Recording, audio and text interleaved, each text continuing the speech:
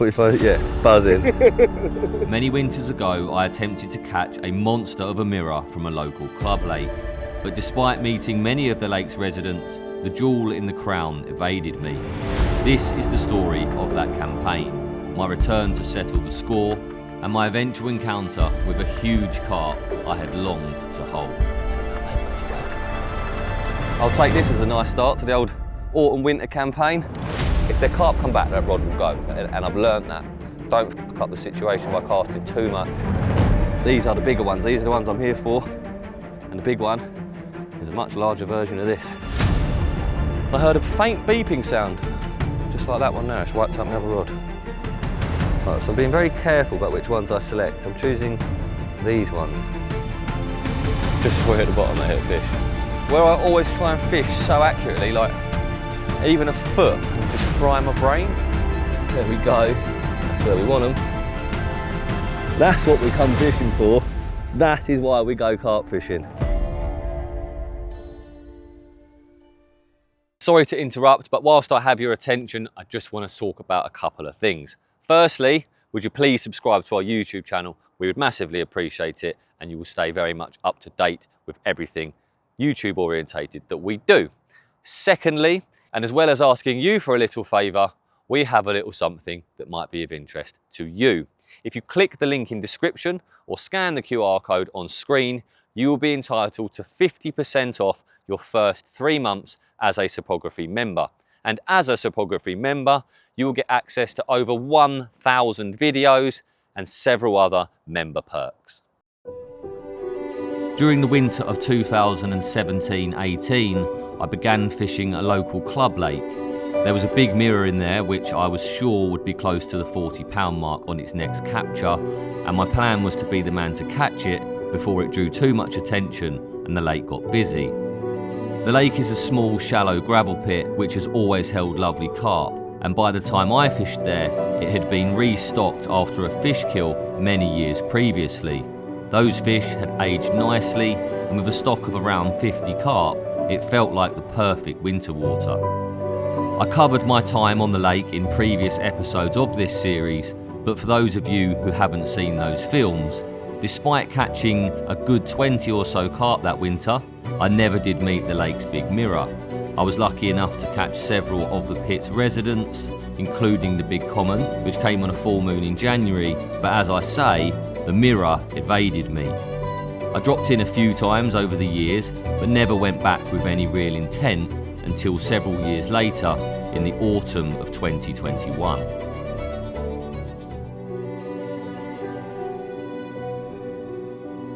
Anyone that started a campaign somewhere will know that if you don't catch the carp that you want to catch, it's always hard not to go back for an attempt in finishing the job. And although it took me several years really to find myself back fishing this lake, it wasn't something I had planned. I dipped in and out, as I said, but this fish was always in the back of my mind. When I first started there, I had a very strong feeling this fish was going to keep growing, getting bigger and bigger. It hadn't been 40 pound. By the time I visited the lake again, it was. I think it'd been up to around 43, something like that, but it was a steady 40 pounder. It was a lovely carp. It's a fish I'd always wanted to catch since I first saw it. You know, being close to home, it was one of those carp I looked at and thought, at some point, I need to make a conscious effort to try and catch that. Of course, I did that throughout the winter period that I've mentioned earlier, but my fishing takes me here, there and everywhere. Sometimes better opportunities arise. The lake in question, being small, being a club water, throughout the majority of the year, it's not the kind of place I want to spend my time. It's too busy. It really is a small lake, and angling pressure on there is a big thing. It doesn't take a lot for your fishing to be impacted and potentially ruined by other anglers. And taking all those things into account, it was a long time from my initial hit of fishing on there to when I actually went back for a proper go. And one of the carp that I was fishing for had passed away. That left me at a loose end, and when you're at a loose end, you sit there, things going through your head, and you're working out where you can go next. We were approaching November, so there was still time to rescue the year, and this was the first place that came into my head really. So pretty quickly after the news that the other carp I was trying to catch had died. I found myself back at this lake. Now, over the years, I'd gathered bits of information. When I fished there, it was quiet because it was the winter, but I'd always half stayed in touch with it. I knew people, or other people, sorry, that fished the lake, and I knew that most of this fish's captures came from the top end of the lake towards what I call the dam wall. It's slightly wider at that end. I don't know if it's deeper. Do you know what? I don't really think it is. I think the lake's depth is pretty even throughout. I've only fished a few areas and I've never noticed any real difference. It's a shallow lake, which means that moving into the winter, there's every chance of it fishing quite well, or at least responding to weather. And I thought, with the time I've got a pretty good shout of catching that fish, and if not, catching several other carp. I'd had a good winter in the past and it felt like the right place to go. So I made my way back down there. I think it was the last sort of few days of October, and I did 2 nights. Now, arriving back at the lake, I spent a long time looking around. Although I know the lake well, lakes change. This is a very weedy venue at times. Not every year. A lot of the time it comes in cycles, but this place can really choke with weed. I was more than aware of that. And weed growth can massively affect how carp use the lake, even a small lake like that. So I spent a long time looking. There was one swim in particular that over the years, it felt like the big fish in that lake liked to use and certainly seemed to get caught from, a swim called the Oak. Quite a commanding swim at the top end of the lake near the dam. Kind of opposite the 2 main areas that I'd fished during my first winter, and often I found myself casting over towards that side of the lake, or at least fishing the middle. I would fish middle or beyond, so it made sense to me really. Fish from that bank. There was a swim next door as well, so I had the Oak swim and a swim out to the right, and I knew that by fishing right out of the Oak, I could kind of command both areas, anglers permitting, and put myself in what I felt would be the prime area for that fish, should it get caught before the autumn was out or throughout the winter months. In front of the Oak, you've got a large plateau. It's very shallow from in front of the swim. It sort of drops down a little bit, comes back up onto a big plateau. It's probably a 30-yard circle, something like that, shallow on top.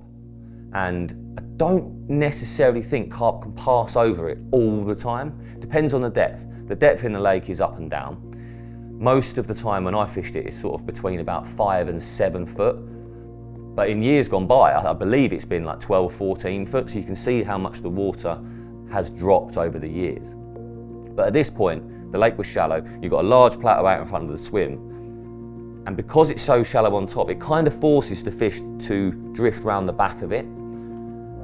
The back of the plateau is almost like the middle of the lake. You're certainly getting out that way. So bearing that in mind, straight away I thought I need to find an area off the back of this plateau as it drops down into deeper water, somewhere close to that, which would just kind of guarantee that I'm going to get fish traffic. And if you get fish traffic, there's always a better chance of catching carp. You know, if you've got rods fished in areas that carp don't swim over regularly, you lessen your chances of catching fish. It's that simple really, in my opinion anyway. And certainly if you're going to plan on doing a bit of pre-baiting and that kind of thing, which I always do and had done in the past, and it had served me well in the past on there. So that was in the back of my mind. I wanted a rod there, and as I mentioned, there was this swim out to the right, and I caught a lot of fish from in front of that swim in the years previous. So I thought I want an area out there as well. So I found 2 areas. Wasn't particularly happy with either of them. There was a lot of weed, and I found patchy but clear-ish areas or holes amongst the weed. And of the 2 spots, it was the right-hand area that was the cleanest.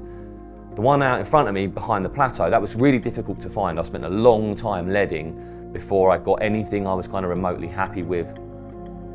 But whilst I was leading around, I noticed there were fish using the dam. So the dam wall has no swims on it. There's a few bushes that overhang, and the fish often sort of sit up against that bank and patrol that margin. It's quite tricky casts to get up tight to the snags, and as much as you try, often where the gravel shelf runs down off the dam wall, at the base, it hits solid weeds. You've got Canadian to the surface and then a very small band of gravel between the edge of the weed and the bank or the bushes that line that bank. So casting and fishing along there well isn't as easy as it first seems, and I put a single hook bait along that margin. Like I say, there were fish there and I didn't want to ignore that. So I made sure to have a rod over there where it felt at the time would be my best chance of nicking a bite really. A bite that never came. And over the 2 nights, I heard lots of fish. They were really active, and one thing I noticed years ago when I fished there was that the fish on this lake, they show, but they come out the water often 2, 3, 4 times at once, and they surge across the lake surface. They don't show like a normal carp would and back in. They go along the lake. Sometimes they'll cover 20 or 30 yards of the lake, so they start in one position and they shuffle out all the way along. It's really weird. I've never really seen carp do it anywhere else. They're all covered in scars, really scratched up. So there's something they do in that lake. I don't know if they do that along the bottom a lot as well, but when they show on that lake, you often very much know about it. They're not discreet like they can be on other places. And I heard lots of fish. The bulk of the fish that I heard were in front of the 2 areas that I had rods in, and it did feel good. You know, I baited quite heavily on the 2 areas, knowing that the spots were not as clean as I wanted them to be. I wanted to put a fair bit of bait out in the hope that even if I didn't catch during that trip, whilst I was away, fish would come in and help to clean off the areas. They were fishable areas, and I actually fished on them with little bags of maggots and wafters, little white sent from hell wafters.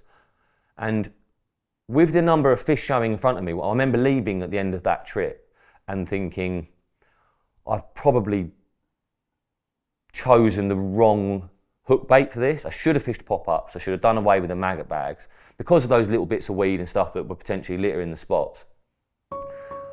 There was every chance that fishing a bottom bait with a bag on, you know, if you add the bag, it's more weight to crash down onto the bottom. If you've got just a pop-up that sinks slowly, you've got a better chance of presenting well.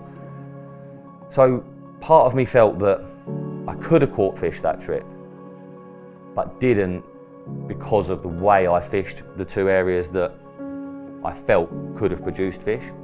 And I left the lake feeling a little bit disheartened, kind of kicking myself, but also confident that because I had baited the areas with a mixture of maggots, hemp, and these tiny little pellets, they're called edge pellets from Baitworks. I think they're 2 mil, something like that. They're very, very small. Because I baited with 3 fine or small-sized food items, a mixture of, I felt that by the time I came back to the lake, those spots would probably have cleaned off. You know, there were fish in the area. The spots were halfway there. They just needed maybe a few days or a little bit of time for carp to come in, find the bait, eat the bait, and then improve the areas. And I've learned over the years that it only takes one visit from the carp. You can have a spot that you could deem almost unfishable. If you put the right kind of feed on it and the right amount, and you give them the time, they will transform that area into something very, very different, and they will do that very quickly. I arrived back to the lake as soon as I could get back to the lake, probably 4 or 5 days later, something like that. And upon my arrival, I spoke to somebody on the way, and they mentioned a no spodding rule, which I'd heard nothing of, I'd seen nothing of, and I'd seen other anglers spodding on my previous trip. So I was a little bit confused by it. I've never heard of a no spodding rule before on any of the lakes I've fished, particularly these. So I thought, well, I'm going to carry on what I'm doing unless told otherwise. And when I get to the venue, I'll make a conscious effort to get there, put my bait out, and then just put the spod rod away. The areas I knew, the spod rod was clipped up, the rods were clipped up, so getting things done quickly was a simple process. And within an hour or so, I had rods in the water. I think by about 9:30 in the morning, I had bait and rigs in the water. This time around, I had pop-ups on all the rods. So I had the same rigs, But rather than using the wafters, I just went for single hook baits, wrapped with foam, PVA foam, and I felt that by doing that, I would, if nothing else, eliminate that little thought in my mind that wafters had cost me on the previous trip. It made sense that they had, and I had 24 hours or so ahead of me to find out. During my previous spell on this lake, I noticed a real pattern in that getting my rods done early caught me more fish.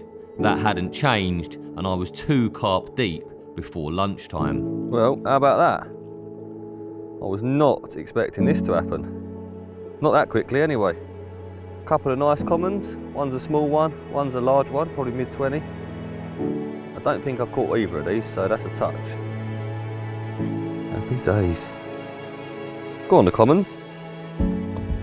Super carpy conditions today and all. New moon.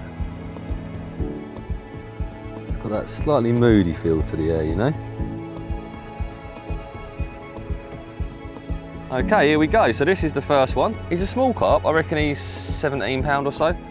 Never seen him before. Like I said a little while ago, both the fish have got a new fish at me, which is nice because there's not a massive stock in here, and I have caught quite a few of them in the past. So to come back and catch one I ain't had, that's an absolute touch.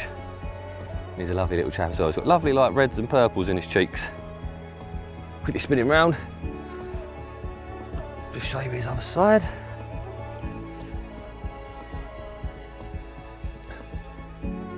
Which, as you can probably imagine, looks quite similar to the other side because it's a common. There we go, carp number 1. Happy days. Oh, go on mate, calm yourself down and go home. There we go mate, off you go. To have caught 2 fish so quickly after baiting came as quite a shock. In times gone by, I had always felt that getting myself sorted earlier in the day allowed the swim to settle before bite time, as opposed to disturbing the swim and scaring the fish just before bite time.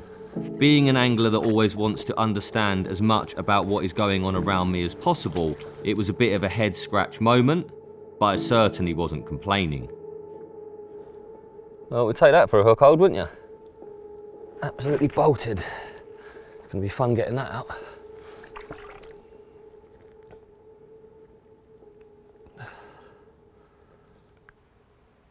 Oh, I've got that out. I got that out and he's let go. There we go. Well, that weren't the most graceful unhooking in the world. But we got the rig out in the end. Oh, I'm going to weigh this because it's quite a chunky old carp.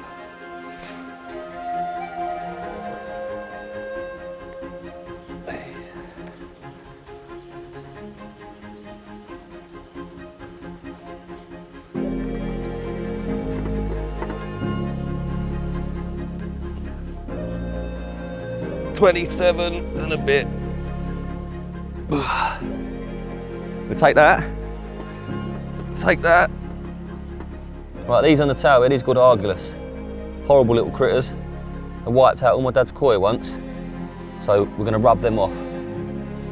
Fish don't want them on them. Parasites. Just use your net. Get rid of the things.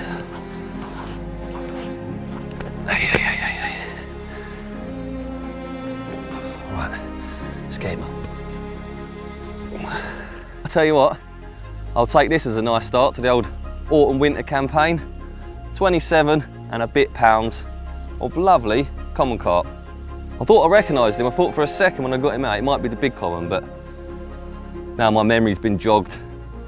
He's got a much rounder and droopier tail on the big common than this one, but quite a similar looking carp, a lovely carp, and I am well chuffed. I'll spin him around quickly, show you his other side.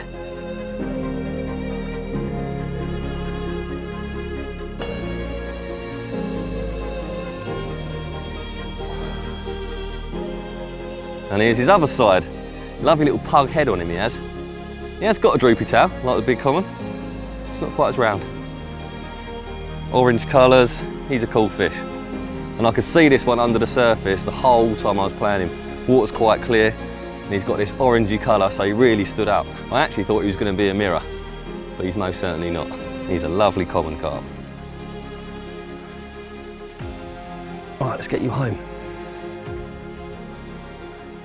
In fact, before we get you home, let's treat you up a little bit. She's got a few little marks on you. Right, I was just about to treat that fish, and I heard a faint beeping sound, just like that one there. It's wiped up my other rod. It's not a bad mirror. Right, so he was on the other rod, he's now off.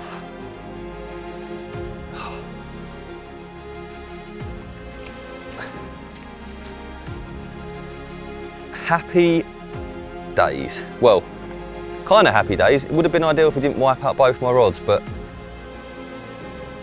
my nibbles are a bit quiet. I think they've been on a little while. He was about 50 yards to the right when I picked the rod up. But we've got him in, that's the important bit. Let's have a look at him. All right, well that is a classic mirror for this lake. Big scales along his back, look. I might have had that one before. Hopefully not. We'll cross our fingers. With the mirror secured, I took the time to treat the common. There are plenty of good carp care options available. My favourite are the propolis versions, and before long had any marks or damage sealed and the fish safely returned.